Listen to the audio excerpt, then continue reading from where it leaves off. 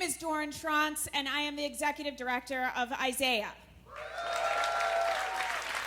I am honored and blessed to be with you all here in this room today, those who are in the overflow room, and those who are over at New Creation. Thank you for being here. Thank you for putting your bodies in motion from this moment in this time. Since November 8th, there have been countless pieces written. Reflections, analyses, blame game articles, political dissection, millions and millions of words have been written to try to explain how did we get here. Now, before I go any further, I want to get one thing out of the way. President Donald J. Trump and the phenomenon of his political trajectory explodes our rote categories of Democrats and Republicans. President Trump is not a Republican, at least not as we have come to understand modern conservatism, which is about small government, individual liberty, and free markets. So let's not get caught up in the question here in this room or outside this room of who is a Democrat and who is a Republican, because in this moment, that way of interpreting what is happening is going to lead you nowhere.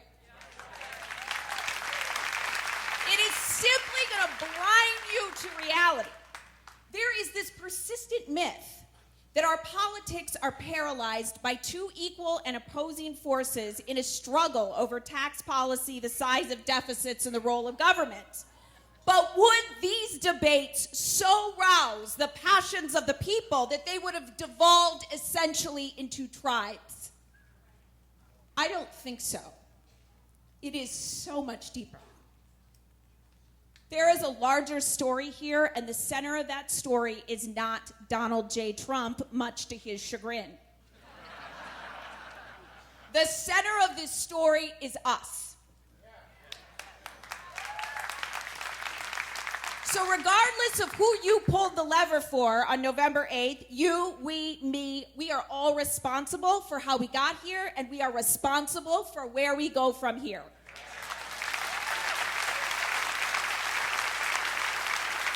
The larger story is this. Everyone in this room and outside this room, like it or not, has inherited both the great promise and the titanic struggle that is the United States of America. A democracy, a republic that was born 241 years ago. There is this story, which may be apocryphal, of Ben Franklin. I have to use my little thing. So these women outside the Constitutional Convention, I like the fact that it was women, hollered at him, "Hey, what kind of government are you guys deciding to put together?" And he stopped and he turned to them and he said, "A republic, if you can keep it." Amen. Since the moment of its birth, however, it has been a promise unfulfilled. The promise is a vision of a political body, a political community where we are all citizens granted this rare chance to be a free people. A freedom that only exists when we are given the opportunity not to merely seek our individual interests or milk and honey, but to be equal co-creators of a nation. It is a just, humane form of putting together a political body, because to be bathed in the air of freedom and the fullness of our own humanity, we must be able to act on behalf of ourselves and our communities. But the United States is also a titanic struggle. That struggle happens inside me. When I try to understand what on earth was God doing, giving men, white, propertied men, such as Thomas Jefferson and George Washington, men who owned other human beings. Why were they given such a just and humane political vision for a nation he gave, or she gave them this great insight. How could it be so? They were slave owners and they were colonizers of a land and of resources that were stewarded and tended and known by others, the native peoples of this land. So, therefore, a great vision, a promise, was planted in soil, watered by blood, and fed by racial and economic oppression.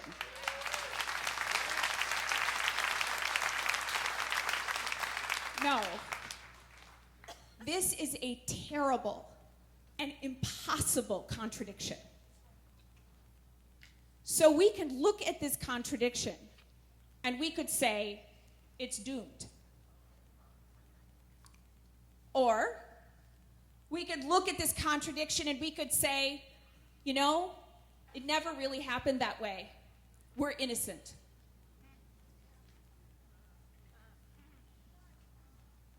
Or one could look at this contradiction and ask, what have the great American moral geniuses throughout our history done? Because we have produced so much American moral genius because we have needed it so desperately. Amen. Who are some of these moral geniuses? They were Frederick Douglass, Harriet Tubman, Ida B. Wells, Cesar Chavez, William Lloyd Garrison, Abraham Lincoln, Walt Whitman, John Sweeney, Sitting Bull, and so many more. How did they reckon with being a great citizen of a country so racked by sin and so rife with promise? The first lesson is this: American moral genius never tries to reconcile the irreconcilable. Freedom cannot be reconciled with slavery. Liberty cannot be reconciled with state-sponsored violence against its own citizens. Equal before the law cannot be reconciled with exceptions. For example, except for those people because they are black or brown or Muslim or a woman or poor. Democracy cannot be reconciled with white supremacy. The pursuit of public happiness cannot be reconciled with rampant corporate greed at all costs. A free republic cannot be reconciled with acts to limit voting rights or acts to put gag orders on public servants.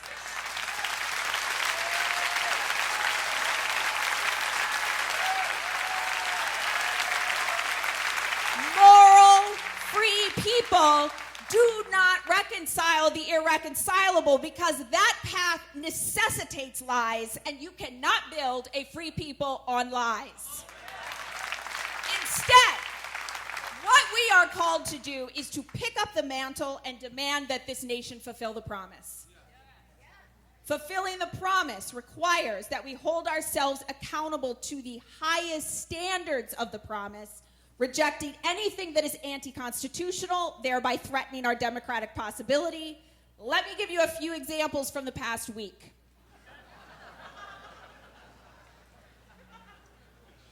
There is proposed legislation to limit the right to protest and free assembly at our state capitol, saying protesters bear the burden of the cost of the state to protect them.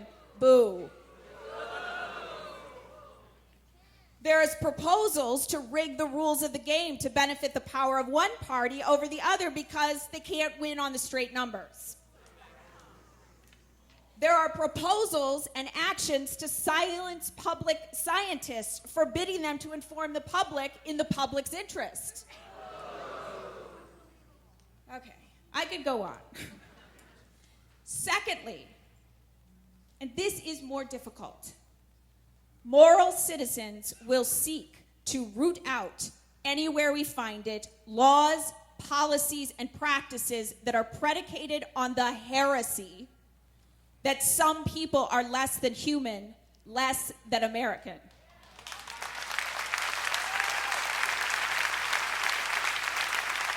Why is this so persistent, so deeply rooted in our country?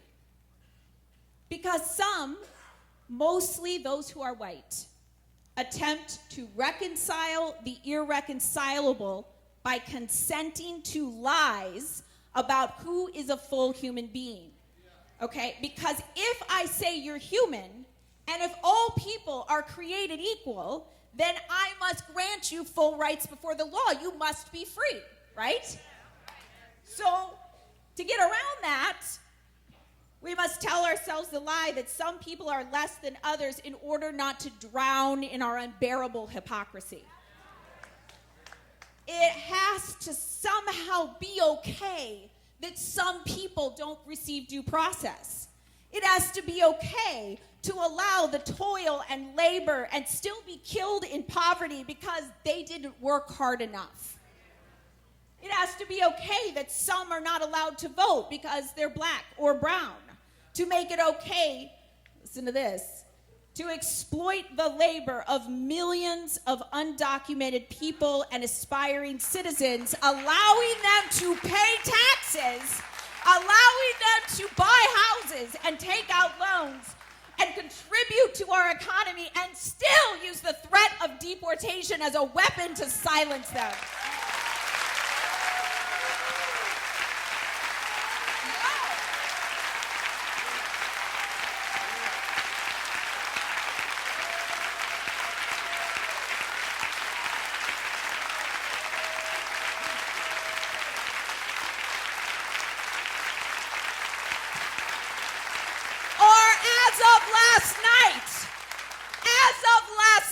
To make it okay that some should be threatened and live under surveillance because they are Muslim. This is heresy. It is democratic heresy, and it is a heresy in our faith. That some are less than human, but it is so deep, it is so insidious, that when social movements emerge, led by American moral geniuses, they have called for nothing less than the reconstruction of our democratic covenant with one another. The work of keeping the republic is fighting for the moral and political truth that the promise of our democracy is imperiled unless all are human, all are citizens, all are free. This is the practice of moral citizenship. Because again, a free people cannot be built on lies. So this is the struggle we are in today. Right now. Reverend William Barber, do people know who he is? All right. Reverend William Barber, who is a moral genius in our own times, says this: we can't make sense of what is happening in front of us because somehow we failed to see that this has been happening all along. Right.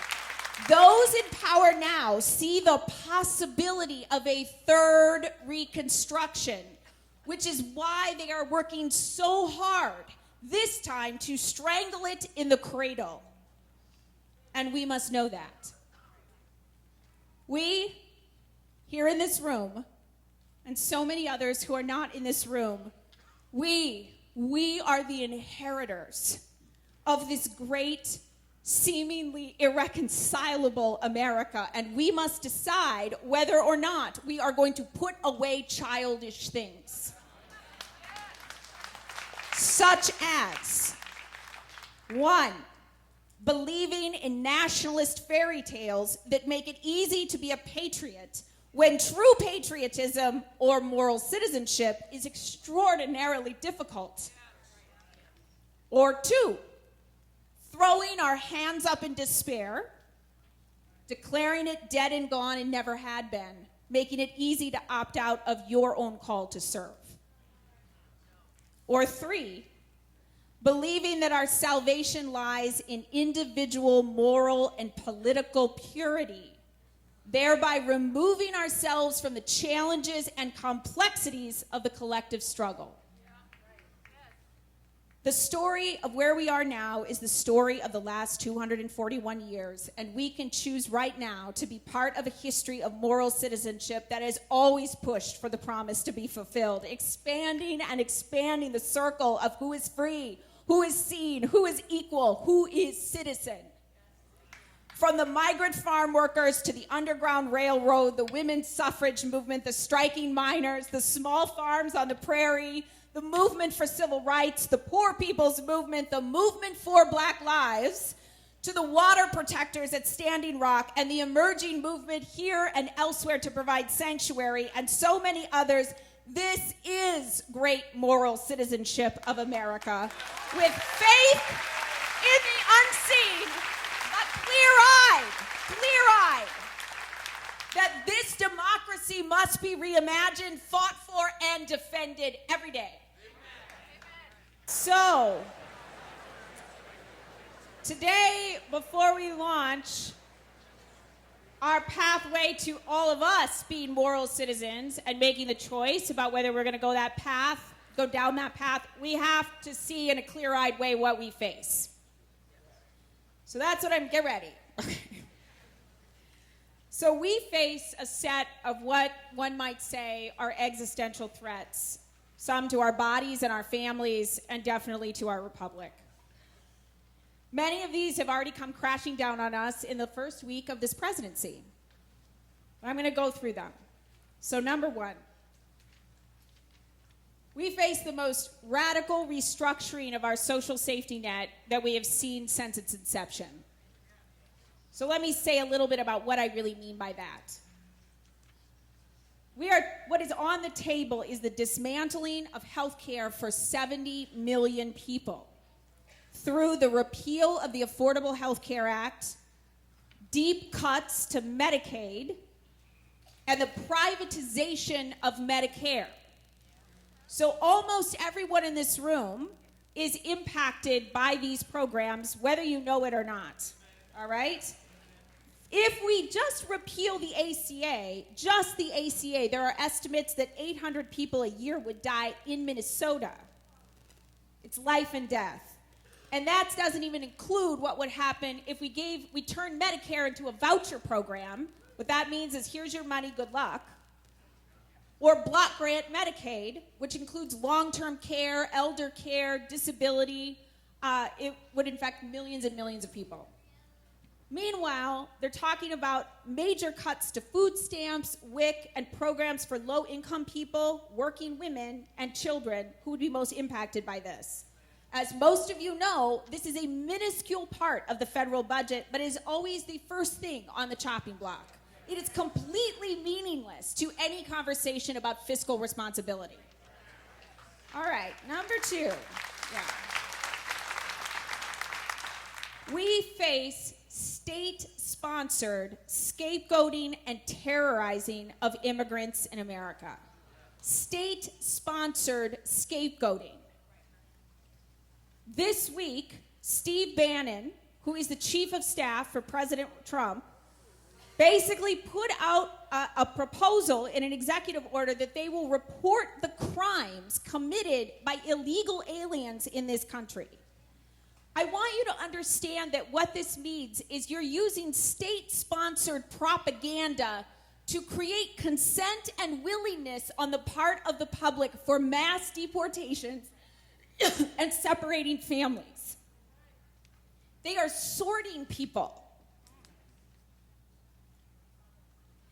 They are using lies and propaganda to garner our consent. Okay? Simultaneously, there is still a discussion of registration, and there will definitely be surveillance of people who are Muslim in this country, and a ceasing of global humanitarian efforts. Number three, radical attacks on civil rights. We have people being appointed to the Department of Justice and to Homeland Security who themselves would be responsible for enforcing the laws of the land, and themselves do not support the Voting Rights Act or the Civil Rights Act. They are active antagonists to those things, all right? Jeff Sessions, many would argue, is an avowed white supremacist, and he would be in charge of enforcing the law of the land. So what that means is if it's so important that human beings are equal before the law, we're putting someone in charge of the laws of the land who does not believe that. That is very dangerous. There is also a move to extort from local government and local law enforcement to advance state-sponsored racial terror. If you want to deport 11 million people, you need a lot of resources and manpower and woman power to do it. Right now, Homeland Security can only actively deport 450,000 people a year. That means we have to conscript your local police officer to help out. We have to create a process by which our local law enforcement is accountable to us and the safety of our communities, not to this agenda.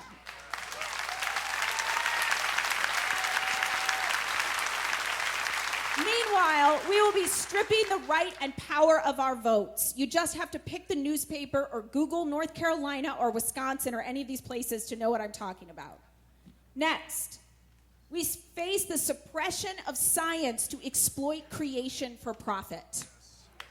Appointees of the EPA, the Department of Interior, and the State Department who do not accept human-caused climate change or who act on behalf of the oil and gas industry.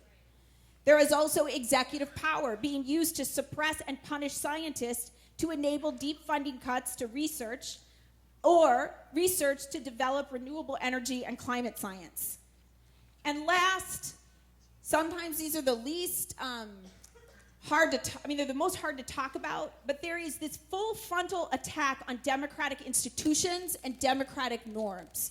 So these are the things that are our levers to be able to act powerfully on our own behalf in our community, like the freedom of the press.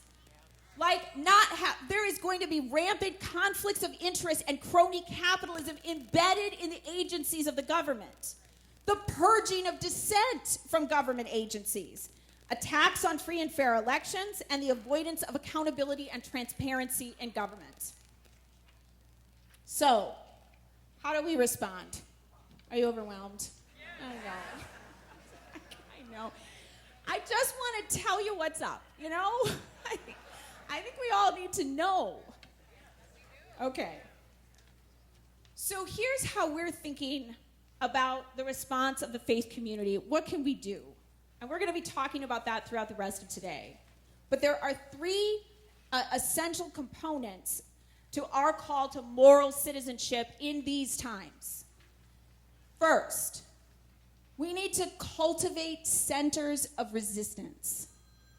So what I mean by that is we need places like our churches, like our communities, where we embody collectively and publicly our humanity and the basic rights of every single human person. All of us are in. We reject the heresy that some are less human or some deserve less freedom and citizenship. So an example of creating a center of resistance is our emerging movement to declare sanctuary. Let me talk about that for a minute, because it has many parts, okay?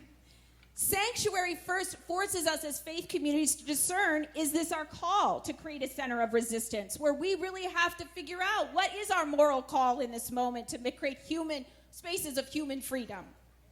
Secondly, sanctuary is also a practical moral response. There are going to be mass deportations.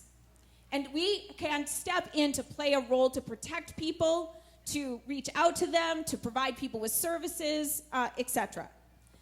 But sanctuary is also a public and political act, all right? That in itself is protective. You are saying out loud, we do not consent to the mass deportation of our immigrant brothers and sisters. We cannot consent to that. That is outrageous. Because, folks, we're being tested. We're being tested. If you consent to this, it's not like the next thing is going to come down the pike. So we cannot consent. And last, it's a public and political act that challenges everyone around us, from our elected leaders to our families and friends, to make their own moral choice in this moment. So sanctuary is moral citizenship in practice.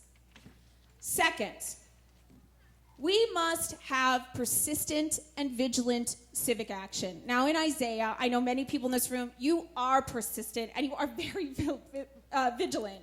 People who are here from the Capitol know that Isaiah, folks, you guys show up and you show up and you show up. But we got to take it to a whole other level. We must understand that voting is the minimum requirement for civic participation.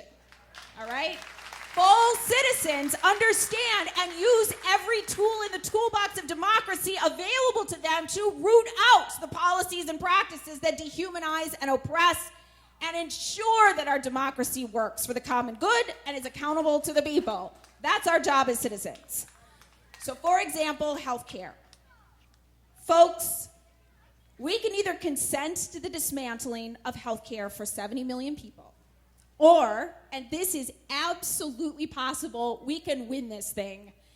We can win this thing and stop the destruction of healthcare programs that serve people. And two, if we really embody prophetic resistance, we can make healthcare work for the common good by making it accountable to serve people instead of profits. We have to carry forward a vision so our defense is offense. All right? That means loud, vocal, persistent opposition, and it means loud, vocal, prophetic vision. Got it? All right, that is moral citizenship in practice. And last, we must call our leaders into moral citizenship.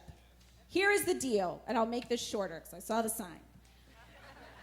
There is a direct and clear move by those in power to consolidate their power.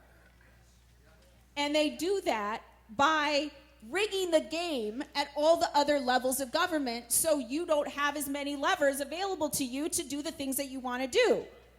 So, we have, these are examples. Policies to preempt. In other words, the state or the feds saying to you, no, you can't raise the minimum wage to 15 in Minneapolis. No, you can't pass paid sick leave policies. You can't pass the fracking ban out in western Minnesota. You can't do that, even though your citizenship is what made it happen. We have to say no to policies like that, especially in these times. Secondly, sanctuary cities.